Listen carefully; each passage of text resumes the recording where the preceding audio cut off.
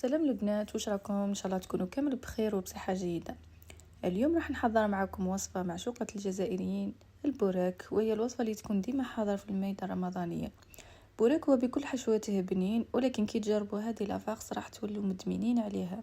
نعطيكم لاستيس باش ما يتحلش في المقله وما يشربش الزيت ويبقى مقرمش مده طويله. شوفوا معايا هنا كيفاه يجي يشهيتكم في الجنه ان شاء الله. هنا راكم كيما راكم تشوفوا تسمعوا في القرمشه، ويجي مفرمج من الداخل وشامخ، يعني ما يجيش ناشف. بدون اطاله راح نروحوا مباشره الى طريقه التحضير. ما تنساوش تصلوا وتسلموا على رسول الله عليه ازكى الصلاه والسلام. بسم الله. هنايا راح نجيب مقله او نجيب مرميطه، وراح نضع فيها كميه من الزبده والزيت، ونجيب حبه بصل كبيره مقطعه. هنا راح طحنتها في الاشوار، يعني قطع كبيره شويه. راح نقليها مليح، وهنايا ضفت حوالي نصف صدر دجاج مطحون. اللي يحب يعني يدير اللحم المفروم او يدير خليط بين اللحم المفروم والدجاج، يعني راح تجيب بنينه. كل واحد وش توفر هنا عنده. راح نحركهم مليح ونقليها مليح، ونضيف لها شويه ملح وشويه فلفل كحل، هذا مكا. ونخليهم يتقلوا بيان على نار متوسطه، وما نضيف لها لا ماء لا حتى حاجه. لو طون اللي راهي تطيب وتتقلى في جهه، راح نحضر صلصه البيشاميل، اللي هي عباره عن ملعقه من الزبده كبيره ندوبها، ونزيد لها ملعقه بيان بومبي تاع فرينه، وراح نحمصها مع بعضهم مليح مليح.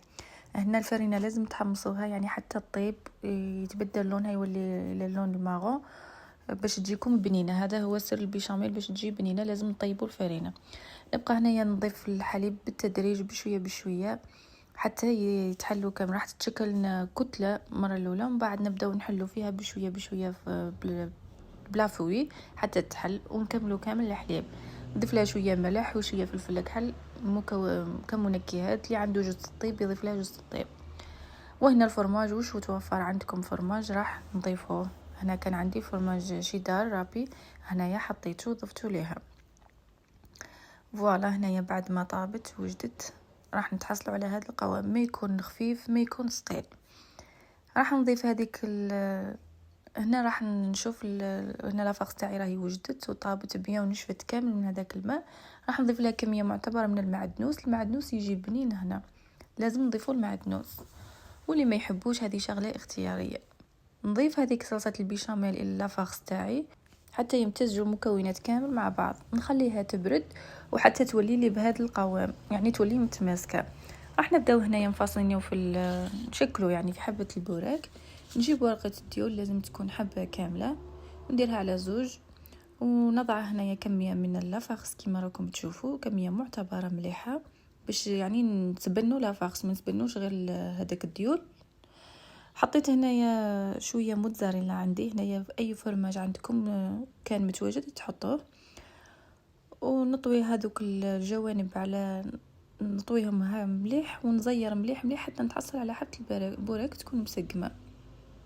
فوالا راح نعاود معاكم حبه واحده اخرى. كامل نعرفوا نشكلوا البوراك، ما كاش اللي ما يعرفش اللي يشكل البوراك. هنايا نطوي الحبه على 2، وراح نحط لافاخس كما قلت لكم، كميه لازم تكون مليحه تاع لافاخس باش نتبنوها.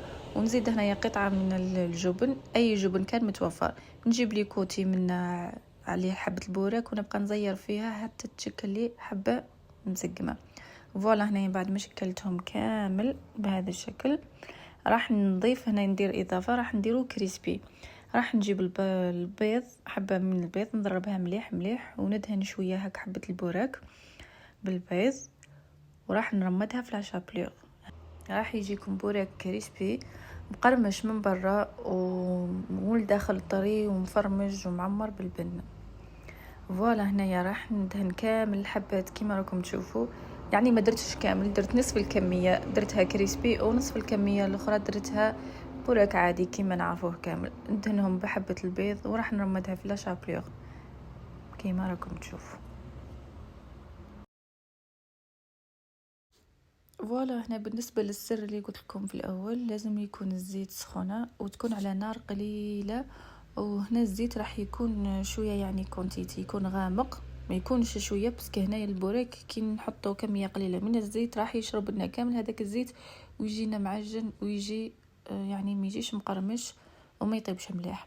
فوالا هنايا راح نحطو على نار متوسطه وراح نقلي كامل الحبات تاوعي كيما راكم تشوفوا. كيما نعرفوا ثاني كامل نقليو البوراك. هنايا بديت بهذوك الحبات السامبل اللي خليتهم بلا ما يعني نديرلهم لا شابلور وهذاك الخليط باش يجينا الكريسبي. راح نقليهم على لي دو كوتي حتى ياخذوا اللون الذهبي معنا.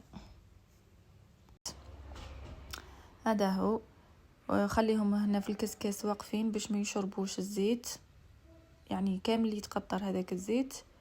وهذا هو السر تاع البوراك باش ما يجيناش مزيت. فوالا هنايا شوفوا خليته مده، شوفوا الزيت اللي طلقها من تحت. وصلنا للختام، وهذا هو الشكل النهائي تاع وصفتنا لنهار اليوم. ان شاء الله تكون عجبتكم وان شاء الله تجربوها وتعتمدوها. دوك نقول لكم بقاو على خير، تهلاو في رواحكم، ورمضان كريم، وان شاء الله كل عام وانتم بألف خير. مع السلامة، والى الملتقى في وصفات اخرى ان شاء الله.